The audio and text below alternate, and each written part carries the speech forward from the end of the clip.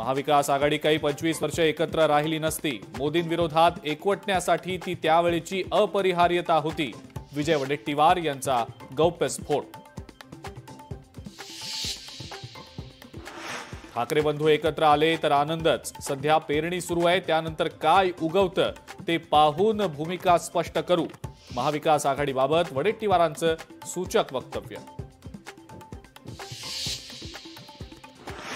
शरद पवार आणि सुनेत्रा पवार बैठकीसाठी एकत्र. बारामतीतल्या शैक्षणिक संस्थेच्या बैठकीचं निमित्त युगेंद्र पवारांचीही उपस्थिती.